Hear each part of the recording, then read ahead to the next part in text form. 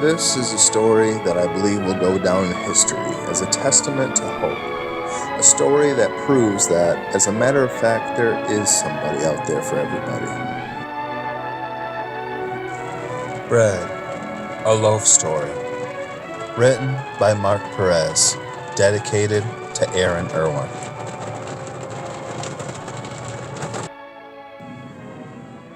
Our story begins with a wife and mother of three, nearing 40 and quite content with the way her life has turned out. Astonished, really, due to the fact that her life had gotten off to a rather bleak start. Around the age of 2, her parents died due to work-related accidents. Both of them died on the exact same day, but at different places of work. Strange, but true. Since the age of 2, the woman had been in and out of orphanages, and never once had she been adopted, primarily due to the fact that she had a strange and complex disability.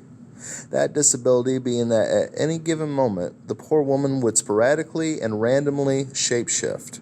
Her body would change height and weight, her facial features would vary, and her hair would change color and style. The worst part of it was that there was no telling when or why it would happen. No pattern, no consistency. It drove the woman insane, as well as deterred prospective parents from adopting her due to superstitious fears that perhaps she was a witch or the child of one. Well, one day, that woman's luck changed. Around the age of 22, the woman won a house in a lottery. The house had many strange rumors about it that were circulated by the local townfolk.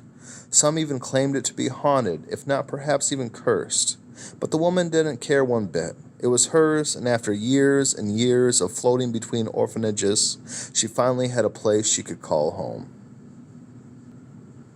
After about 3 days or so of living in her new place, the woman had noticed something peculiar. That being that neither her features nor her body had changed in the slightest since moving into the new home. Upon arrival, she was a woman that appeared to be in her early 20s, a tad homely, but possessing lively, cerulean blue eyes. Her cheeks had a natural blush about them, her skin was as pale as milk, and on top of her head sat a distilled explosion of frizzy orange hair. Now, around 3 days later, as she gazed into the bathroom mirror, she was filled with joy, noting the consistency of her appearance. She had never made it more than 3 hours before transforming, and now she had made it 3 whole days. She reveled in her new sense of identity, though her reveling was soon interrupted by a great thud that seemed to come from just outside the bathroom door. The woman went out into the hall and saw that the stairs from the attic had been unfolded, and then, from behind the woman, came a large clattering from the kitchen. Thus into the kitchen she ran. To her surprise, she found a man standing in the kitchen with food piled high in his arms. "I hope you don't mind. I was starving, and I thought this was as good a time as any to introduce myself. I hope I didn't startle you," said the man. "Oh no, not at all. Are you the ghost that the local people say haunt this house?" said the woman. "No, I'm a human being, and I live here," said the man. "Oh, I'm sorry. You see, I won this house in a lottery. I just imagined that it was vacant," said the woman. "Well, you imagine wrong," said the man. "But I never come downstairs. I've only ever lived up in the attic. You see, this was my mother's house, and, well, she kept me up there," said the man. Kept you up there? What in heaven's for?" said the woman. "Well, it's kind of odd, but I was born with this strange disability where I turn into a shark at random. My mother was ashamed of me and kept me in the attic. And, well, also it's just convenient, really, because I also have a large aquarium up there. And, well, you see, I can feel when I'm about to change, so naturally, when I feel it coming on, I can just climb into the aquarium," said the man. "Naturally," said the woman. "You know, it's strange, though. For the past 3 days, it hasn't happened. I haven't once turned into a shark. You must be good luck. I've never went this long without changing. By the way, I hope you don't find this forward, but you have the most beautiful eyes I've ever seen. They remind me of water," said the man. A week later, they were married, and neither of them ever transformed ever again. Yet, our story doesn't end there, folks. Let us continue. Okay, so flash forward about 16 years. The man and the woman ended up having 3 boys. The youngest was strange, the middle child was stranger yet, and the oldest by far was the strangest of them all. They named him Charlie. Charlie had 5 rows of teeth, and every single one of them as sharp as knives. Undoubtedly a paternal inheritance. To say he loved bread is an understatement. He was obsessed with bread. The shape of it, the smell of it, heck, even the mere thought of bread was enough to make young Charlie jump for joy. Every day on his way to school, he'd stop at the gas station there in front of the high school and pick up a loaf. He didn't care if it was one particular brand or another, even what type of bread. It made no difference to him. He just loved bread in general. Charlie would carry the loaf around with him at school, talking to the bread and joking with the bread. His favorite thing to do when he'd get down was to take the loaf in both hands and just wiggle it so it flopped from side to side. And when he'd get really, really blue, he'd just open up the bag and take a deep, long whiff. And why, in the matter of minutes, he'd feel totally and completely rejuvenated. But Charlie never once actually ate bread.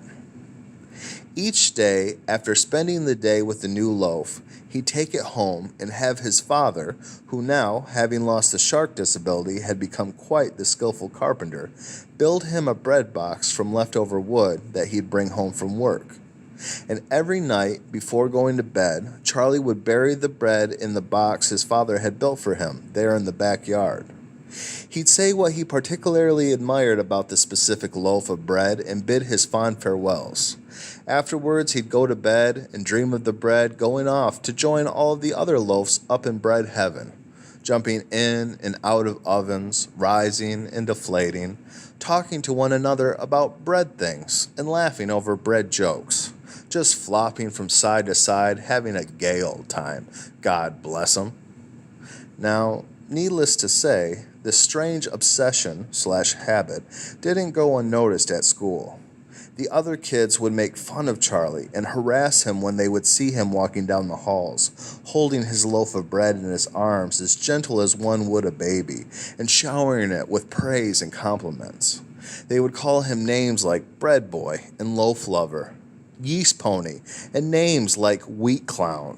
Of course, some names more clever than others.